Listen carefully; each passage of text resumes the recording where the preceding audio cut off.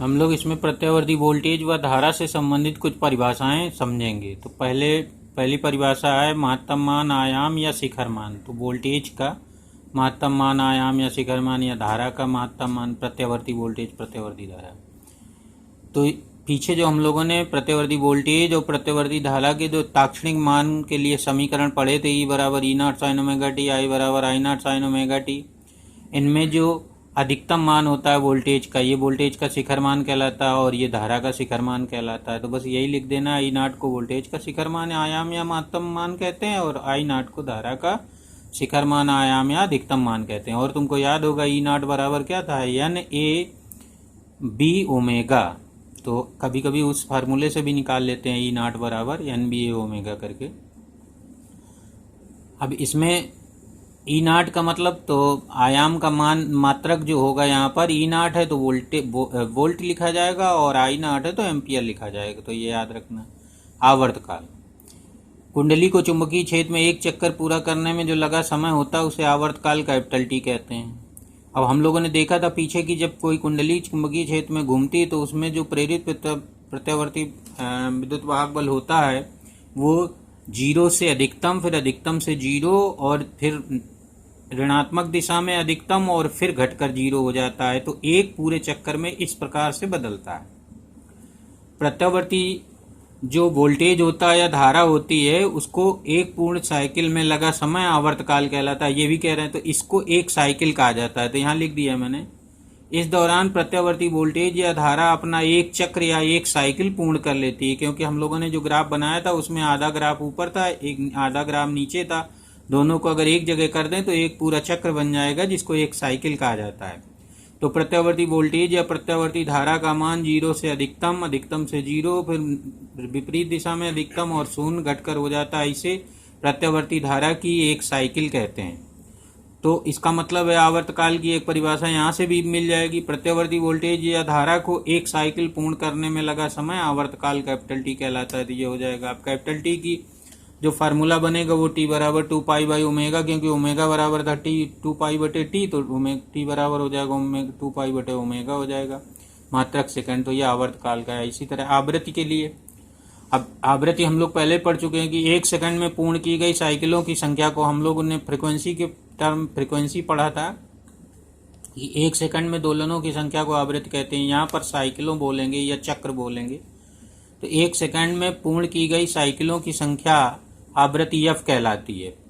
तो प्रत्यावर्ती धारा एक सेकंड में जितनी साइकिलें पूर्ण कर लेती है, यानी जितने चक्र पूर्ण कर लेती है, उसको बोलते हैं आवृत्ति एफ। एफ बराबर हो जाता है 1/T, ये फार्मूला होता है। और टी की जगह जब 2 पाई बाई ओमेगा रखेंगे तो ओमेगा बटे 2 पाई आ जाएगा। मात्रक हो जाएगा 1/T का उल्टा सेकंड इनवर्स, या इसी को हर्ट्स बोलते हैं। अब यहाँ से अगर ओमेगा बराबर देखें तो 2 पाई एफ हो जाएगा। तो ये भी याद रखना, ओमेगा बराबर 2 पाई एफ होता है। तो पीछे पढ़ चुके हो।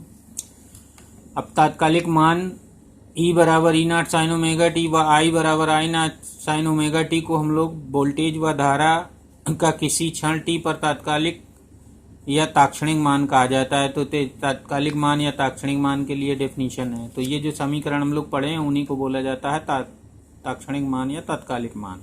ई बराबर ई नॉट साइन ओमेगा टी को वोल्टेज का ताक्षणिक मान या तात्कालिक मान, और आई बराबर आई नॉट साइन ओमेगा टी को धारा का ताक्षणिक या तात्कालिक मान बोलते हैं, प्रत्यावर्ती धारा का। कला समझते हैं। तो कला समझने के लिए ये जो हम लोग ताक्षणिक मान के समीकरण लिखे थे या सूत्र लिखे थे, समीकरण ही बोलते हैं। तो ई बराबर ई नॉट साइन ओमेगा टी लिखा हुआ है, आई बराबर आई नॉट साइन ओमेगा टी। तो यहाँ पर साइन के आगे ये जो कोण लिखा है ओमेगा टी, इसको बोलते हैं साइन का कोणांक या ज्या का कोणांक। साइन का कोणांक ये या ज्या का। तो साइन का कोणांक ओमेगा टी समय टी पर और ई या आई की कला को प्रदर्शित करता है। ये मतलब है इसका। ये जो कोणांक होता है साइन ओमेगा टी, ये दो ताक्षणिक मानों के जो समीकरण हैं, इनमें साइन का जो कोणांक होता है ओमेगा टी, वो किसी क्षण टी पर इनकी कला को प्रदर्शित करता है। तो ये कला की परिभाषा हो गई। यानी साइन के आगे जो भी लिखा रहता है कोण के जगह पर, उसको बोलते हैं कला। तो यहाँ पर ई की कला ओमेगा टी कही जाएगी और आई की भी कला ओमेगा टी कही जाएगी। तो ये याद रखना है तुम्हें। साइन के आगे जो भी कोण लिखा होगा उसको बोलते हैं कला। तो वोल्टेज वाले समीकरण में जो लिखा होगा उसको वोल्टेज की कला कहेंगे, धारा वाले में जो लिखा होगा उसको धारा की कला कहेंगे। तो यहाँ पर दोनों की कला समान है। अब प्रत्यावर्ती धारा का माध्य मान या औसत मान देखते हैं। तो माध्य मान का मतलब होता है कि यहाँ पर माध्य मान इसलिए कहा गया है क्योंकि यहाँ पर लगातार जब भी प्रत्यावर्ती धारा लगातार बदलती रहती है ना पूरे कुंडली के घूमने पर, तो कुंडली के घूमने पर एक चक्कर में पूरी प्रत्यावर्ती धारा यहाँ 0 से अधिकतम, अधिकतम से 0, फिर विपरीत दिशा में अधिकतम और फिर 0 घटकर हो जाती। तो अब अगर हम पूरी एक साइकिल के लिए, ये एक साइकिल कहलाती है, फिर अगली साइकिल चालू हो जाती, तो एक साइकिल के लिए अगर हम औसत मान निकालें तो 0 आएगा, क्योंकि एक साइकिल के लिए आधा चक्र धनात्मक है और आधा चक्र ऋणात्मक है। तो इसको पॉजिटिव हाफ साइकिल कहा जाता है, धनात्मक अर्ध चक्र इस साइकिल कहिए और इसको कहिए ऋणात्मक आधी साइकिल बोला जाता है। तो अगर हम आधी धनात्मक साइकिल के लिए मान देखें तो धनात्मक होगा, और उसी तरह की आधी ऋणात्मक साइकिल है तो इसके लिए ऋणात्मक मान होगा, तो औसत आएगा 0।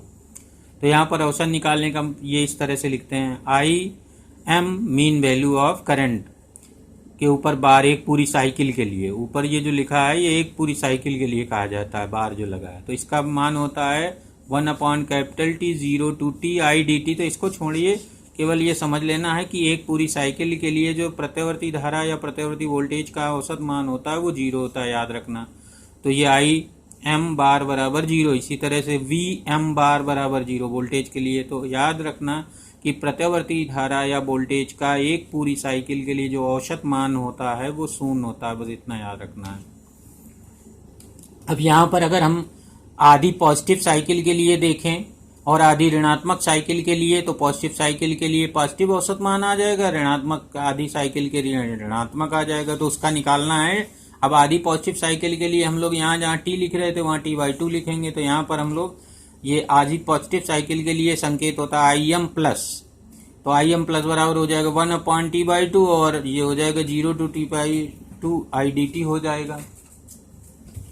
तो अब यहाँ से अगर निकाला जाए तो ये कुल मिला के बस तुमको ये फार्मूला याद रखना है, IM पॉजिटिव बराबर हो जाएगा 2π/I0, और 2π/पाई का मान होता है 0.637 I0। तो ये होता है आधी पॉजिटिव साइकिल के लिए।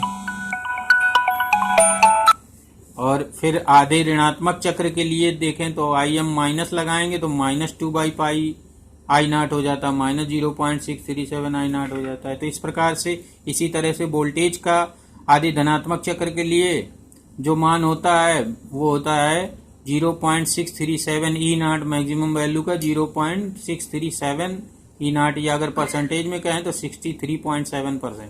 इसी तरह से ऋणात्मक आधिक साइकिल के लिए इतना ही होता है, ऋण में होता है। तो इस तरह से हम लोगों ने ये प्रत्यावर्ती धारा संबंधित कुछ परिभाषाएं समझ ली।